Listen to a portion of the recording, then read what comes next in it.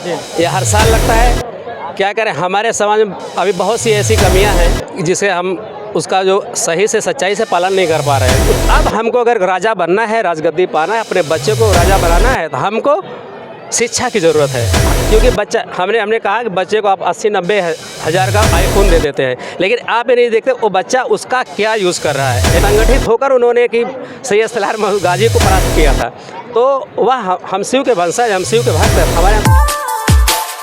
जैसे राजभर समाज सेवा संघ आज महाराष्ट्र में कार्यक्रम किया जा रहा है, तो जैसे कि यहाँ देखा है काफ़ी जनसंख्या में महिलाएं, पुरुष और बच्चे भी यहाँ पे आए थे, और बाकी आपके समाज के राजनीतिक दल वाले भी आए थे, और आपके शाखा संगठन के लोग भी यहाँ पे आए थे। तो जैसे कि आप क्या कहना चाहते हैं कि जो अपने समाज के एकत्रित नहीं हो रहे, शिक्षित नहीं हो रहे हैं और मेडिकल में नहीं जा रहे हैं, तमाम ऐसे प्रकार के विषय चल रहा है, तो आप उस पर क्या संदेश देना चाहते हैं? सबसे पहले आप दोनों मीडिया कर्मी भाइयों को मैं तहे दिल से स्वागत करता हूं कि आप लोग जो है कि ऐसा मौका दिए। और बात रही समाज की, राजभर जो अधिवेशन लगा राजभर समाज सेवा संघ का, ये हर साल लगता है। क्या करें, हमारे समाज में अभी बहुत सी ऐसी कमियां हैं जिसे हम उसका जो सही से सच्चाई से पालन नहीं कर पा रहे हैं, उस पर हम ध्यान नहीं दे रहे हैं। जैसे एजुकेशन, आपने बोला कि हमारे समाज के लोग इंजीनियर और डॉक्टर ऐसा क्यों नहीं बन रहे। हमारे परिवार के जो लोग हैं, जो सदस्य मेंबर, कोई भी माता पिता दिल्ली, मुंबई, कहीं भी देश प्रदेश अपने घर को छोड़ के 200-250 हज़ार किलोमीटर दूर जाके जो रह रहा है, वो अपने बच्चे के भविष्य के लिए ही रह रहा है। वह इसलिए रह रहा है कि हमारा बच्चा कुछ बने, कुछ पढ़े लिखे। कारण कह रहा हमारे यहाँ संस्कार नहीं मिल पाता, हमारे बच्चों को अच्छी सोसाइटी नहीं मिल पाती। पैसा तो देते हैं लोग इधर से, लेकिन वो घर पे जा कर के वो बच्चा कैसा है उसको गाइड नहीं मिल पाता, इसलिए जो गाइड मिस हो रहा है, इसीलिए हमारा समाज पीछे है। और दूसरी बात, हर कोई पढ़ भी नहीं पा रहा है।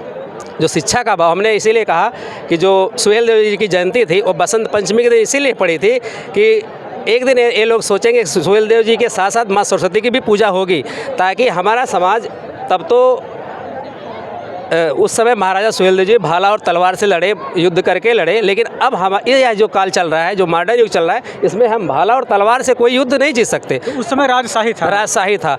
अब हमको अगर राजा बनना है, राजगद्दी पाना है, अपने बच्चे को राजा बनाना है, तो हमको शिक्षा की ज़रूरत है, हमें अच्छे एजुकेशनल की ज़रूरत है। अपने बच्चों का भविष्य, अच्छा एजुकेशन हमारे पास होगा, हमारा बच्चा IAS PCS डॉक्टर इंजीनियर तब जाके बनेगा, तब हम राजपाट कर सकते हैं। यही है। और हमारे समाज के लोग अभी तक जो है कुछ शिक्षा से वंचित रह चुके हैं, इसलिए अभी हमारे समाज का विकास, लेकिन ऐसा नहीं हो रहा। जाग रहे हैं लोग, जागरूक है। देखिए इतनी बड़ी तादाद में लोग आए हैं, जागरूक है तभी ना आए हुए हैं। तो धीरे धीरे हमारा समाज भी आगे की तरफ बढ़ रहा है, बढ़ेगा।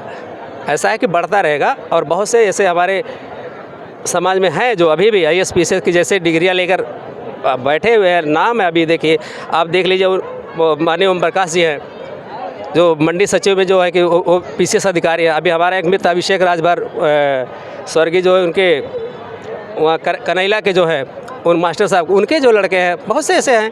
तो और एक सवाल करते हैं, जैसे कि महिलाएं हैं जी, महिलाएं यहाँ तो इकट्ठा हो जाती हैं, समाज में एकत्रित होकर अपना कार्य भी करती हैं जी, लेकिन वो बच्चों पर ध्यान नहीं देती हैं, क्योंकि देखता हूँ कभी कभी मोबाइल में ज़्यादातर उनके बच्चे लगे रहते हैं। ऐसे क्या है? ये हमारे समाज में सबसे गंदी आदत यही है, हम बच्चों को गाइडेंस नहीं कर पाते। बच्चों को अच्छी सोसाइटी, हमने पहले आपसे कहा, बच्चों की सोसाइटी मेंटेन नहीं कर पाते।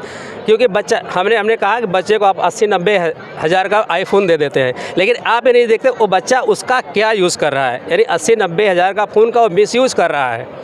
हम उसको 9,000 10,000 का आईफोन दे सकते हैं, और हम 40 से 50 हज़ार में उसको कोई अच्छा सा कंप्यूटर कोर्स करा सकते हैं। मानते कि नहीं आप मानते? DTP हुआ, ऐसे। एक बात बताइए, लोग कहते हैं हमारा लड़का ऑनलाइन पढ़ रहा है, तो ऑनलाइन पढ़ने का क्या मतलब होता है, कैसे पढ़ा जाता है? ऑनलाइन का सिस्टम, जैसे अभी कोरोना काल का सिस्टम था, जैसे हम कॉलेज नहीं पहुंच पाते, हम किसी परिस्थिति में हम कॉलेज मतलब अटेंडेंस नहीं लगा पा रहे हैं, और हमें कोई व्यवस्था नहीं है, तब उसके लिए हम ऑनलाइन पढ़ सकते हैं। ऑनलाइन का बहुत देखिए, जो सामने गुरु के सामने, यानी कि जो टीचर के सामने जो शिक्षा ग्रहण होती है, जैसे कि बगैर गार्जियन के अगर कोई बच्चा जैसे बिगड़ जाता है, वही हाल है। अगर टीचर नहीं रहेगा, हमारे पास डर नहीं रहेगी, बच्चे को अनुभव होगा हमें कोई देख नहीं रहा है, जब मन में आए पढ़ेगा, जब मन में आए बंद कर देगा। किसी बात ऑनलाइन का बहुत ज़्यादा महत्व हम नहीं दे सकते। मतलब ऑनलाइन का कहने का मतलब है ऑनलाइन की पढ़ाई नहीं है। हाँ, एक झूठा पढ़ाई है।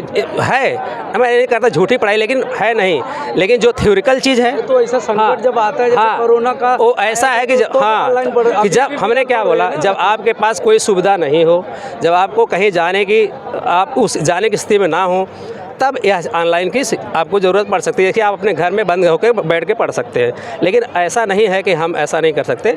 और ऑनलाइन जो ऑनलाइन का जो थ्योरिकल है उसमें आप डिफरेंस पा जाएंगे। जो टीचर पढ़ाएगा वो आपको बताएगा, वो आपके दिमाग में आएगा। और ऑनलाइन में खुद आप देखेंगे, खुद पढ़ेंगे, खुद ही टीचर और खुद ही जो है कि स्टूडेंट आप रहेंगे, इसलिए उसका ज़्यादा विकास नहीं होता। सर, जी जो नहीं। कि आपके राजभर जो कि पद अधिकारी है अपने में अभी स्टेट पे लड़ रहे थे, उनके बारे में क्या बोलना चाहते हैं? देखिए हमारे समाज में देखिए सबसे बड़ी बात है, जब कोई सामाजिक संगठन का कोई कार्यक्रम होता है, ठीक है, जैसे यहाँ पे सुहेल देव जी की जयंती मनाई जाती है, जब कोई सामाजिक और समाज का जब मंचन हो रहा है तो सबसे बड़ी बात उसमें संगठन वालों को राजनीतिक बात और राजनीतिक लोगों को अगर यहाँ बुलाएं, उनको एक निर्देश देते हैं, आप लोग आएँ, मंच पे आएँ, लेकिन आप पार्टी लेवल की कोई बात ऐसी ना करें, क्योंकि अगर यहाँ पे हम समाज जुटा हुआ पूरे प्रदेश से लोग यहाँ पे माताएं बहनें बैठी, हर कोई किसी न किसी पार्टी से लगा हुआ, हर कोई किसी सामाजिक संगठन से लगा है। आप अगर किसी विशेष व्यक्ति की बात करेंगे तो अन्यथा किसी न किसी को भाई उसके बारे में बुरा लगेगा। इसलिए किसी भी सामाजिक मंच पे हम ऐसी बातें ना करें कि जो हम ऐसे अपशब्द का यूज़ ना करें कि जो यहाँ पे बैठे हुए लोग हैं अन्य समाज से भी हैं, हमारे समाज के अन्य पार्टियों के भी लोग हैं, तो उनको ऐसा वर्ड ना बोले हम उनको बुरा लगे। यही कारण रहा है। इसके पहले हम आए थे वहाँ पे बासी में, तीसरे वर्ष राष्ट्रीय राजभर सेवा संघ वालों का समापन था, वहाँ पर भी यही हुआ। अगर आप लोग रहे होंगे उस समय मंच पे, तो वहाँ भी यही हुआ था। माननीय ओम प्रकाश जी थे, अनिल राजभर जी थे, सकलदेव चाचा जी थे और कमलाकांत राजभर थे, रामाचल जी थे, बहुत लोग थे वहाँ पे राजनीतिक बात हुई कि मतलब ऐसा है वैसा है। उस समय वही मंच पे विरोध हो गया और उसके दूसरे साल जो है कि राजनीतिक लोगों को बंद कर दिया। इस साल जो अभी हुआ अधिवेशन, उसमें एक भी नेता को नहीं बुलाए। आप देख, किसी विधायक को नहीं बुलाया गया था इस बार वाले में, यानी कि जो यूपी से किसी विधायक को नहीं बुलाया गया था।